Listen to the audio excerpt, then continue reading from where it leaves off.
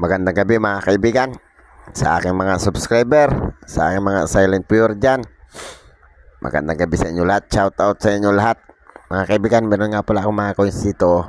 Ito yung mga nahunt ko ngayon. Nawawala yung isa. Baka nailagay ko dito.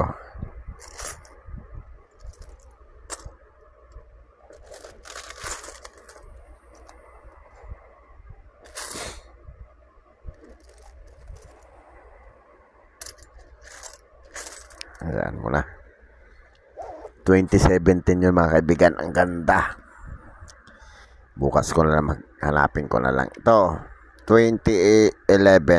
Ang ganda ng 2011 na to. Ayan mga kaibigan. Tsaka to.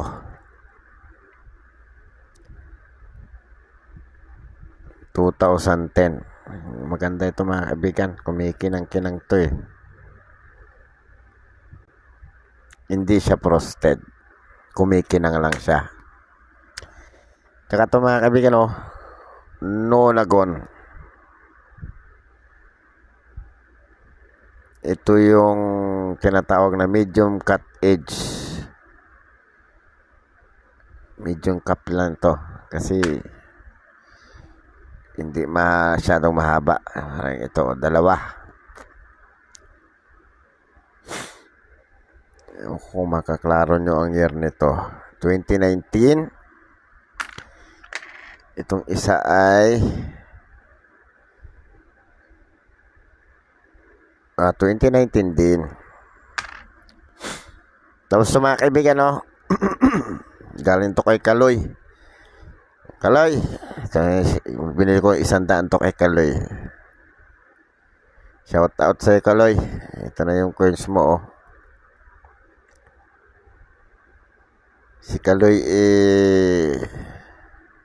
masigasig maghanap ng mga commemorative.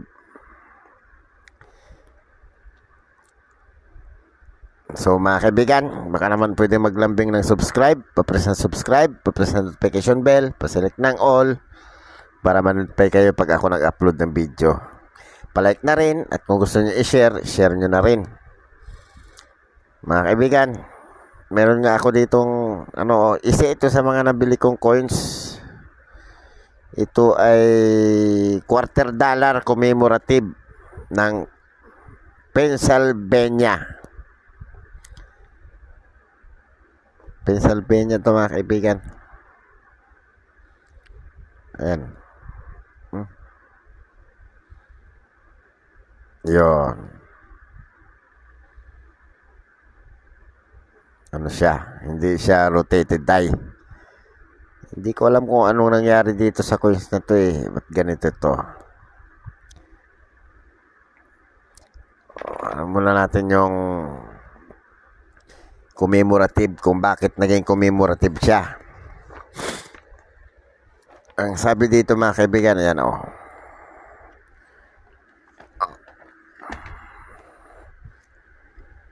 ang sabi, Pennsylvania 1787 Vertu Liberty Independence 1999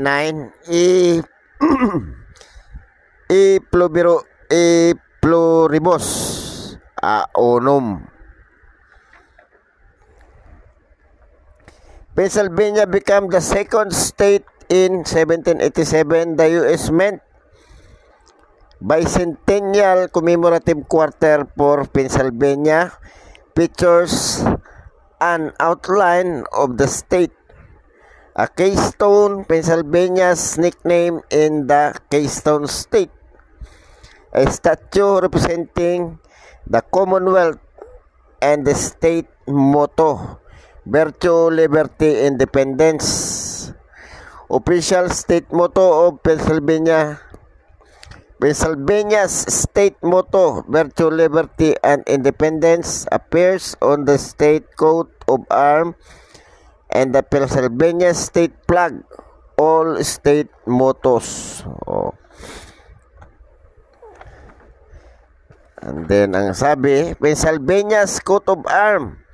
The motto, Virtue, Liberty, and Independence. First appear on the Pennsylvania coat of arms designed by Caleb Lowness in 1778. Between 1778 and 1873, numerous modifications and changes were made to the coat of arms until in 1874. The Pennsylvania legislature appointed a commission to establish an official version in 1875. The commission adopted a coat of arms virtually identical to the design established by Mr. Lowness in 1778. Pennsylvania coat of arms, while not used in the same official capacity as the state seal, although it contained the emblems of the seal, is perhaps a more familiar symbol of the Commonwealth of Pennsylvania. It appears on countless documents, letterheads, and publication, and forms the design on Pennsylvania's state flag. Provincial Pennsylvania's coat of arms was that of the Penn family. A state coat of arms first appeared on state paper money issued in 1777. The first coat of arms was nearly identical to the state seal without the inscription. In 1778, Caleb Lowness of Philadelphia prepared a coat of arms heraldic in design. It consisted of a shield which displayed the emblems of the state seal, the sheep plough, and sheaves of wheat,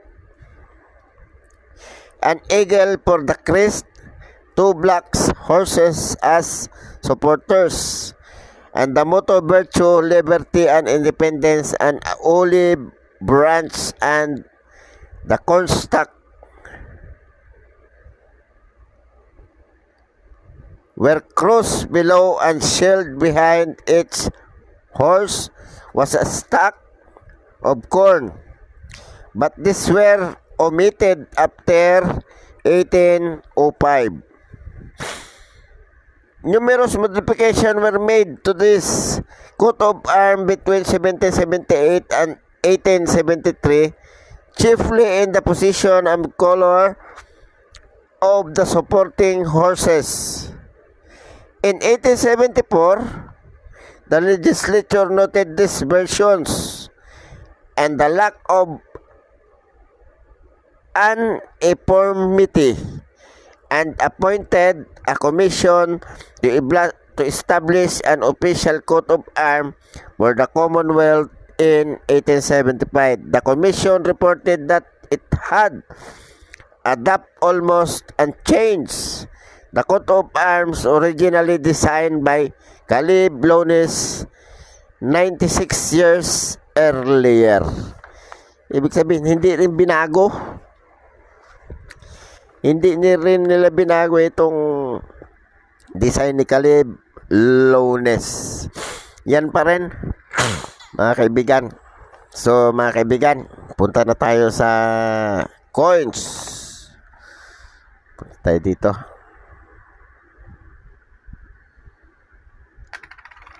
Ang sabi, $1 Washington Quarter, Pennsylvania. Features issuer United States, period Federal Republic. Type circulating commemorative coin, year 1999. Value $1 25 cents, $1 US dollar, 15 peso ang value niya, mga kaibigan. 15 peso. Composition ay currency dollar. Composition copper, nickel clad copper. Hindi ito magnetic. Hindi nga. Weight, 5.67 grams. 5.67 grams nga ba ito? Tignan natin mga kaibigan. Para 5.67 grams. Oh, 6.5. Dali. Simulan natin yung nakapatong.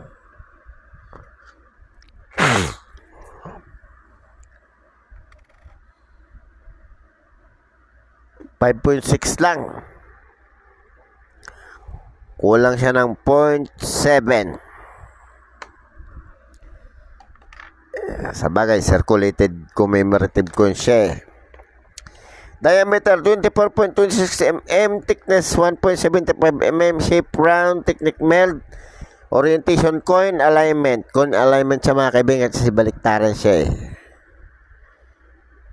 Ayan o. Yan yung coin alignment.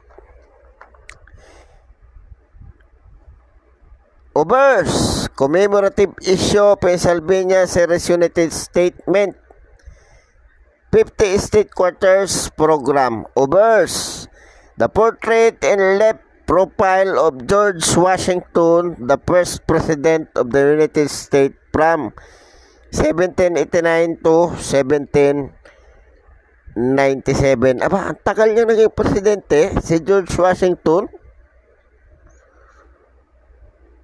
Sa ngayon, 2 years lang ang pagka-president sa Amerika eh. And accompanied with the motto, "In God we trust," and the lettering "Liberty," and it is surrounded with the face value and inscription "United States of America," engraver initials on it. Truncation.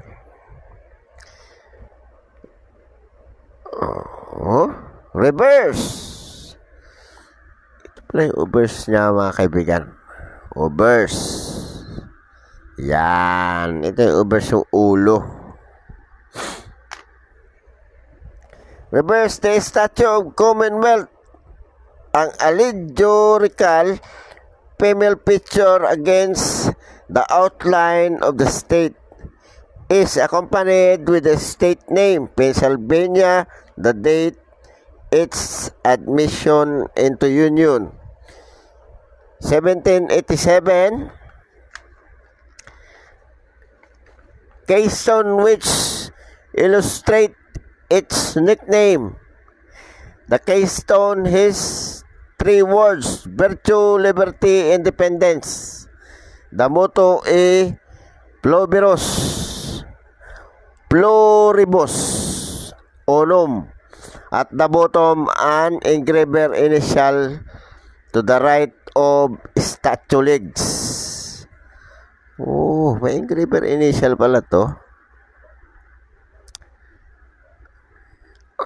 Mga silip nga sa lente. Wala. Kasi parang ano itong kaibigan tong coins ko oh. Parang naging melt error to eh. Hindi ko maintindihan kung bakit nagkaganyan yan. Punta tayo sa presyo niya mga kaibigan. Age rated. Rated daw ang age niya mga kaibigan. Rated nga. Magaspang to eh. O yan o.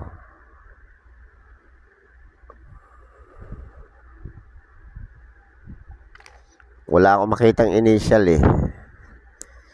Silipin ko nga ulit. Wala akong makitang initial ng engraver.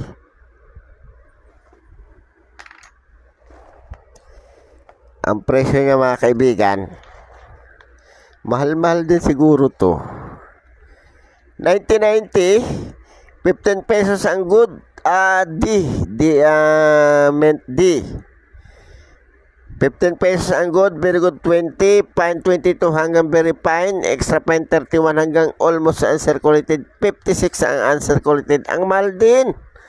Mahal din pala to. Kahit pag ganito lang pala itong coins na to eh. May kamahalan din. 1999p. Yeah, ito yung hawak ko mga kaibigan. P ito eh.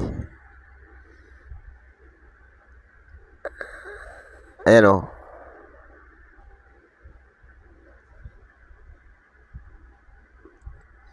Hindi na kasi maano masyado ang hindi na napapalaki ito P ito mga kaibigan o. Ito. Yan. P ito P. Hindi ito D. Ito yung hawak ko P.